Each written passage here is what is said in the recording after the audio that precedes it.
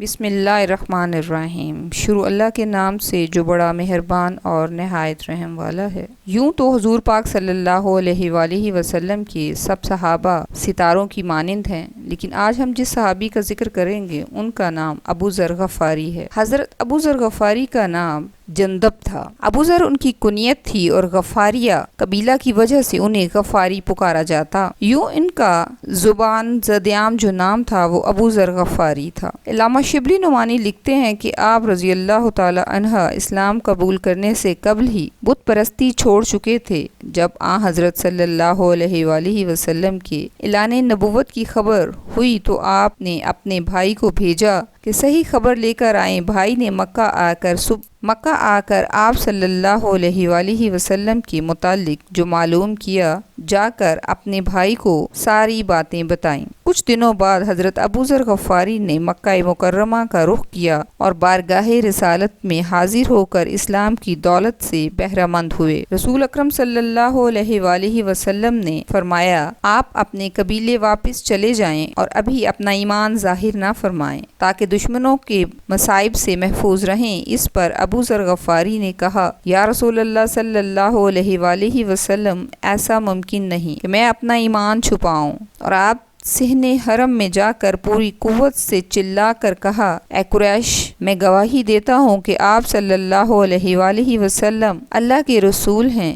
جس پر قریش نے طیش میں آ کر بہت زرد و کوب کیا۔ حضرت عباس رضی اللہ تعالی عنہ نے ان پر لیٹ کر ان کی جان بچائی۔ اب آپ نے دوبارہ حضرت ابو ذر غفاری کو حکم دیا کہ ابو ذر اپنے وطن واپس چلے جاؤ اور وہاں اپنے قبیلے پر اسلام کو پیش کرو۔ میں عنقریب مکہ سے مدینہ ہجرت کروں گا، تب تک تم وہیں اپنا کام مکمل کرو۔ حضرت ابو ذر غفاری کی شخصیت اور سوز و گداس لازم الملزوم ہے، اور آپ کا زاہد و تقوی کا نام لیتے ہی ابو ذر غفاری کا نام ذہن میں آتا ہے۔ آپ جو خود صادق اور امین تھے، انہوں نے ابو ذر کے متعلق فرمایا، اس نیلی چھتری کے نیچے ابو ذر غفاری سے زیادہ سچا انسان کوئی نہیں۔ دوسری مرتبہ فرمایا، ابو ذر سے بڑھ کر کوئی اور عہد میں وفا کرنے والا اور زاہد میں ابو ذر سے بڑھ کر کوئی نہیں۔ یہ میری امت میں عیسیٰ ابن مریم کی مثل ہے۔ آپ رضی اللہ تعالی عنہ حضور کے لاڈلے اصحاب میں سے تھے۔ نبی کریم نے ایک مرتبہ فرمایا، ابو ذر عنقریب آپ کو مدینے سے نکال دیا جائے گا، پھر شام چلے جائیں گے، پھر وہاں سے بھی نکال دیا جائے گا۔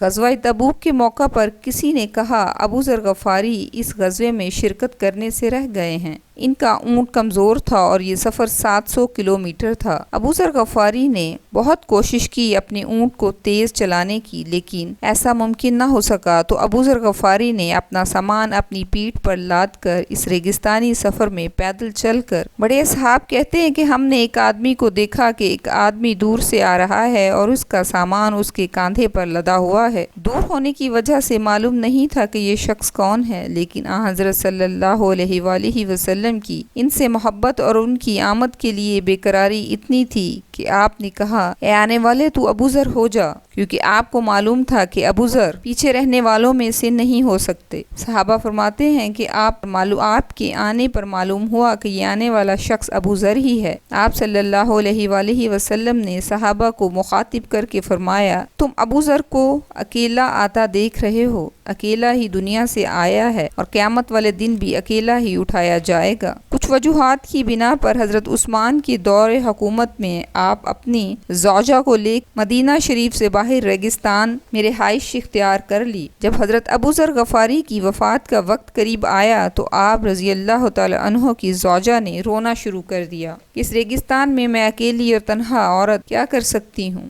حضرت ابو ذر نے کہا، میں نے حضرت صلی اللہ علیہ وآلہ وسلم سے سنا ہے، تم اکیلے مرو گے، پھر مسلمانوں کا ایک قافلہ وہاں سے گزرے گا جو تمہیں کفن دے گا اور جنازہ بھی پڑھائے گا۔ آپ بے فکر ہو جاؤ، جب میں مر جاؤں تو میری لاش چوراہے پر رکھ دینا، میرا خدا میرا بندوبست کر دے گا۔ ابن مسعود ایک قافلے کے ساتھ آئے تو ابو ذر غفاری کو دیکھ کر چیخ مار کر رو پڑے۔ انہیں بھی حضرت صلی اللہ علیہ وآلہ وسلم کی حدیث پاک یاد آ گئی۔ عبداللہ بن مسعود نے ان کو غسل دیا اور کو کفن دے کر اپنے ہاتھوں سے دفنایا۔ نبی پاک صلی اللہ علیہ وآلہ وسلم کے تمام صحابہ کی شان بہت عظیم ہے، ہمارے لیے ان کو بیان کرنا مشکل ہے۔ اللہ تعالیٰ ہمیں اللہ تعالیٰ کے بتائے ہوئے راستوں، نبی پاک صلی اللہ علیہ وآلہ وسلم کی احادیث اور ان کے صحابہ کے نقش قدم پر چلنے کی توفیق عطا فرمائے، آمین۔